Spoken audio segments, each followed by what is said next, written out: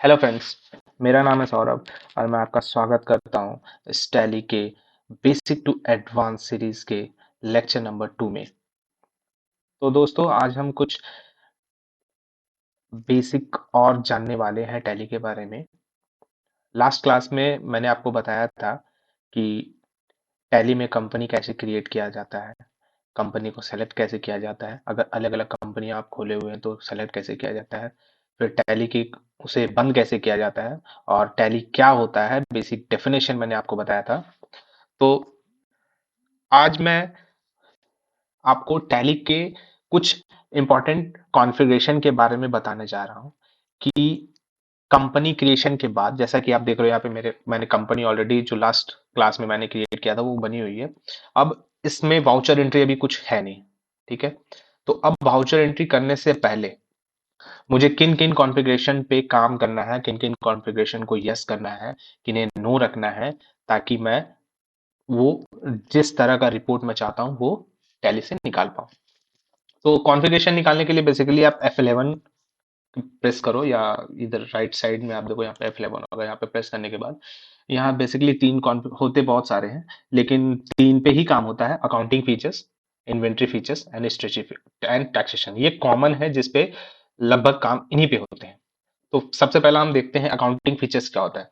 Accounting features जैसे ही हम देखते हैं तो अकाउंटिंग फीचर्स में कुछ ये आते हैं, जैसे पहला आता है आपका जनरल, दूसरा आउटस्टैंडिंग मैनेजमेंट, तीसरा कॉस्ट प्रॉफिट सेंटर मैनेजमेंट, चौथा इनवॉइसिंग, पांचवा बजट एंड सिनारियो, छठा बैंकिंग फीचर्स एंड सातवां अदर फीचर्स। यहीं से आप देखिए, आप सारे फीचर्स में जा सकते हैं। जैसे F2 क्लिक करने पे आप इन्वेंट्री में आ जाओगे, F3 क्लिक करने पे स्ट्रेचर में आ जाओगे, F4 में TSS में आ जाओगे, F7 में F5 में ऑडिट में आ जाओगे और F6 में एडॉस में जाओगे।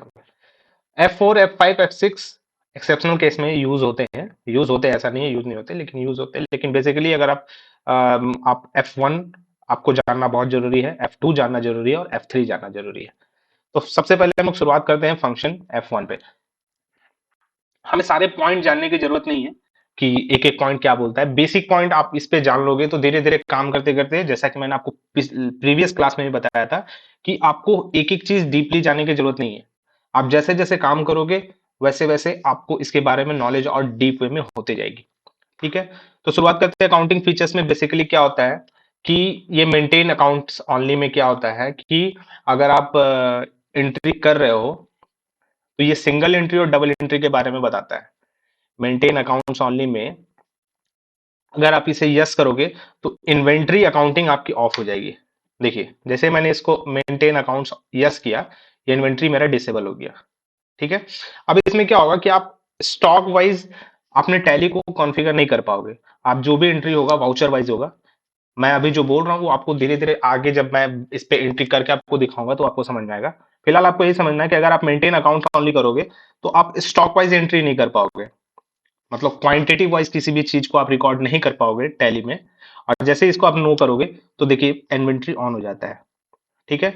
तो ये डिपेंड करता है कि आपके कंपनी की कौन सा फीचर्स है, वो किस वे में इस कंपनी को चला रहे हो, बस आपको नॉलेज के लिए जरूरी है।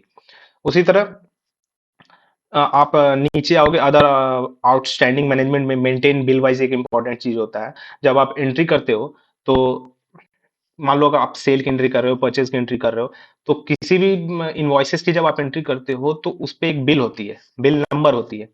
तो वो जो कस्टमर है, वो जो आप लेजर आपने जो बनाया है, वो लेजर को बिल वाइज मेंटेन करना, अगर उसको आपको मेंटेन करना है तो ये यस करिएगा, ताकि जब भी आप कोई नया लेजर क्रिएट करते हैं तो वहां पे मेंटेन वाइज ऑप्शन यस आएगा, ठीक है दोस्तों। इसी तरह इंटरेस्ट कैलकुलेशन है, अगर आप कोई लोन लेते हो तो उस पर इंटरेस्ट कैलकुलेशन ऑटोमेटिक हो जाएगा अगर आप इसको यस करोगे तो। कॉस्ट एंड प्रॉफिट सेंटर में पेरोल है, मेंटेन पेरोल। पेरोल भी एक टैली का एक हिस्सा होता है जिसमें हम सैलरी जो हम अपने एम्प्लॉय को देती है कंपनी, तो पेरोल यस करने पे पेरोल का एक अलग फंक्शन खुल जाता है। वो एक अलग पार्ट है टैली का, अकाउंटिंग का, जिसमें आप सैलरी मेंटेन कर सकते हो, जिसमें basic, VDA, DA, allowance, site allowance, अलग अलग तरह आप मेंटेन इसमें कर सकते हो। इनवॉइसिंग में देखो, आप डेबिट नोट, क्रेडिट नोट हो सकता है, बजट एंड सिनारियो एक रिपोर्ट होती है, जिसे यस करने पे आप अपने कंपनी की बजट एंड आगे की मैनेजमेंट फोरकास्टिंग रिपोर्ट निकाल सकते हो। बैंकिंग फीचर्स में देखिए कि इनेबल चेक प्रिंटिंग। आप चेक जब आप मान लो किसी वेंडर को इशू कर रहे हो, तो चेक एक होता है कि आप मैनुअली हाथ से लिख दिया। दूसरा टैली में ये फीचर्स है कि आप टैली में इंटर करके और प्रिंटर के पास अपना चेक रखो, प्रिंटर में रखो, और यहाँ से आप जैसे ही करोगे तो वो चेक में प्रिंटिंग आ जाएगा। तो आप ये फीचर्स यहाँ से यूज कर सकते हो। फिर उसके बाद अदर फीचर्स में देखिए जैसे कंपनी का लोगो, मल्टीपल लेजर में एड्रेस मेंटेन करना। मान लो कि आपके एक वेंडर है जिसको आप सामान बेचते हो, उसको उसके शिपिंग एड्रेस जो है 3-4 है। मान लो उसका एक ब्रांच धनबाद में है, एक मुंबई में है, एक कोलकाता में है। तो आप जब भी मान लो उसके सामान कभी एक बार सामान कभी धनबाद में दे रहे हो, कभी मुंबई में दे रहे हो, कभी कोलकाता में दे रहे हो, तो ये ऑप्शन यस करने से क्या होगा कि जब आप उसका लेजर बनाओगे, तो उस लेजर में ऑप्शन आ जाएगा कि maintain different different ledger and different different address, sorry, ठीक है, मेलिंग एड्रेस। तो आप उसके अलग अलग एड्रेस डाल सकते हो। तो ये बेसिकली ओवरऑल एक ब्रीफ में अकाउंटिंग फीचर्स का ये मेंटेन हुआ। ये आप देखते रहोगे तो आपको ये आएगा। आप F2 इन्वेंट्री में आते हैं। F2 में क्या होता है कि ये सिर्फ बेसिकली इन्वेंट्री का ही आपको रिपोर्ट बताता है। इन्वेंट्री मतलब अगर आप F1 में ये यस करके रखे हो तो नहीं आएगा, और इसको अगर आप नो करते हो तो आप इसे मेंटेन कर सकते हो, ठीक है। अब इसमें क्या होता है कि अगर आप मान लो स्टॉक वाइज एंट्री करते हो, क्वांटिटी वाइज अपने रिकॉर्ड मेंटेन कर रहे हो, तो ये फीचर्स काम आता है। मेंटेन मल्टीपल गो डाउन, अगर उसमें गो डाउन भरना पड़ता है, कैटेगरी है, बैच वाइज है, बहुत सारी चीजें हैं। तो इसको भी एक बार आप अच्छे से पढ़ लीजिएगा। F3, F3 क्या है कि ये जरूरी ही जरूरी है। इसमें अभी फिलहाल के लिए वैट, एक्साइज, सर्विस टैक्स नहीं यूज होता है। सबसे ज्यादा ये जीएसटी, टीडीएस और टीसीएस यूज होता है। तो जब भी आप कंपनी क्रिएशन करोगे, तो यहाँ पे आज के डेट में लगभग सारी कंपनियों के पास जीएसटी है। तो इसे आप यस करके सेट अल्टर डिटेल में यहाँ आके सारा यहाँ डिटेल भरना पड़ता है, कंपनी का जीएसटी डिटेल। जैसे अगर आप जिस स्टेट से हो वो स्टेट भर दीजिए। आपका रजिस्ट्रेशन टाइप क्या है, तो रेगुलर है, ठीक है। अगर आप एसएससी अदर टेरिटरी है कि नहीं, नो। एप्लीकेबल, आपका जीएसटी आपने कब से लिया है, कब से एप्लीकेबल है, तो वो जो डेट है आप यहाँ डाल सकते हो। अपना जीएसटी नंबर डाल दे सकते हो यहाँ पे, ठीक है। फिर उसके बाद आप यहाँ पे जीएसटी नंबर डालने के बाद ये बता सकते हो कि आप जो जीएसटी R1 जाता है आपका सेल की डिटेल जो आप फाइल करते हो, वो क्या करते हो, मंथली करते हो, क्वार्टरली करते हो।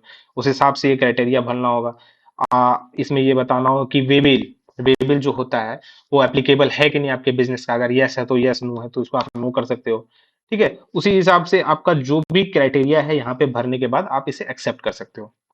फिर अगर आप मान लो टीडीएस पे काम कर रहे हो, तो टीडीएस यस करके उसी सिमिलरली टीडीएस का पूरा अपना यहाँ टैन नंबर, डिडक्टिव टाइप, सारा चीज डाल के ये इंफॉर्मेशन एक्सेप्ट कर सकते हो। उसी तरह से उसी तरह से अगर टीसीएस है तो सिमिलरली इसको यस करना पड़ेगा, और यहाँ से टीसीएस का डिटेल यहाँ पे आपको डालना होगा। तो ये सब कॉन्फ़िगरेशन करने के बाद ही आप टैली में आगे एंट्री कर सकते हो, ठीक है। और आगे अपने ट्रांजैक्शन का जो भी आपको रिपोर्ट चाहिए, ये सब कॉन्फ़िगरेशन यस करने के बाद ही सारे रिपोर्ट आपको आगे मिलते रहेंगे। तो ये कॉन्फ़िगरेशन एक ये F11 का हो गया। F12 में भी कुछ कॉन्फ़िगरेशन होती है। लाइक आप जनरल में जाओगे तो ये कुछ है कि कंट्री डिटेल मांग रही है, नेमिंग स्टाइल, फॉर्मेट क्या रहेगा, टेबल कॉन्फ़िगरेशन क्या रहेगा, इंपोर्ट एक्सपोर्ट कॉन्फ़िगरेशन, आप जो एक्सपोर्ट करोगे कहाँ पे पथ जाएगा। तो वो मैं धीरे धीरे जैसे जैसे आप वाउचर एंट्री मारोगे, तरह तरह के मैं आपको रिपोर्ट जब सिखाऊंगा कैसे निकलते हैं, तो वो वहां पे मैं बताऊंगा कि टैली से प्रिंट कैसे होगा, टैली को एक्सपोर्ट कर रहे हो तो पथ वो कहाँ पे जाएगा, आप डिफरेंट पथ पे कैसे सेव कर सकते हो। और भी यहाँ पे बहुत सारे कॉन्फ़िगरेशन है। तो आपको डीप अगेन मैं आपको बता रहा हूँ, आपको डीप वे में जाने की जरूरत नहीं है।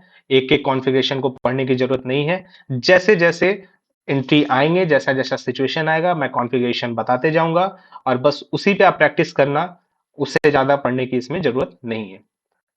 तो आई होप आपको ये सारी कॉन्फ़िगरेशन समझ में आए हो। मैं आशा करता हूँ कि मेरी सारी वीडियो आपको समझ में आए, और इसके बाद वाले लेक्चर में मैं कुछ और बेसिक लाऊँगा जिससे आपके बहुत सारे डाउट्स क्लियर होंगे। सो फिलहाल के लिए थैंक यू, गुड बाय।